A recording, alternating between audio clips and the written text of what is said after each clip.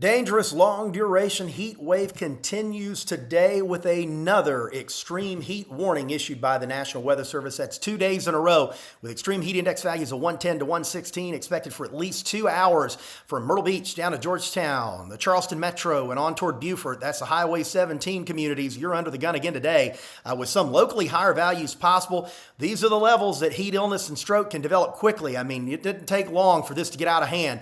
Impacts to infrastructure and commerce are possible. Yep, this is the stage where businesses start rescheduling how they do things due to heat, especially if they've got a lot of outdoor activity that they have to do. And you also run the risk of power outages. Farther inland, heat advisory in place for Walterboro, St. George, Somerville, Moncks Corner, Kingstree, where we're looking at normally high heat index values there of 108 to 112 for at least 2 hours. Be on the lookout for possible heat illness. Key messages from this: stay hydrated. You got to get ahead of this. Lightweight, light-colored clothing. Even if you're only outdoors for a little while, this can get out of hand quickly. Reschedule your outdoor work or exercise to very early in the morning or in the evening. Make sure you're checking on your neighbors that may be sick or elderly, children, pets, to ensure that everybody's got adequate cooling and hydration. Kids and pets, this can get out of hand before they even know it, so you got to be extra vigilant with them. And again, the reason so much attention is being paid to this, yes, it gets hot in the low country. We know that. That's part of living here. But keep in mind, normal high temperatures for the low country today, 91. That means a normal range is 88 to 94. We have been outside of that now for going on more than a week. That's the point that I want to make here. This is elevated from what we normally see. We don't see this without breaks, and that's why I want to point out one more time, heat is the #1 cause of weather-related deaths in the U.S.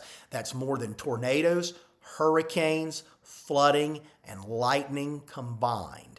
Here's where we are this morning as far as temperatures are concerned when this is being recorded here at 5:30. Upper 70s, low 80s right now. We're sitting around 90 as far as the heat index is concerned. That's how it already feels. This is just brutal. Upper 90s to near 100 is the forecast high for today. Southwest winds at 5 to 15. We'll be in the low to mid 90s by noon, mid to upper 90s at 4. There will be a risk of scattered storms this afternoon. Some get something, others get nothing. That's just how it goes.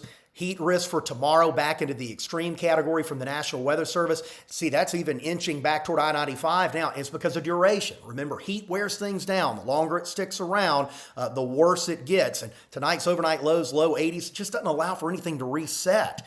But by Saturday, things change. We step down that heat risk category to major. Still bad, and it normally would get everybody's attention, but at least it's not extreme, and here's why. Watch the radar. Isolated storms Friday, but here we go. Put this into motion. This is the European model. Watch this right there. See that line of storms move in?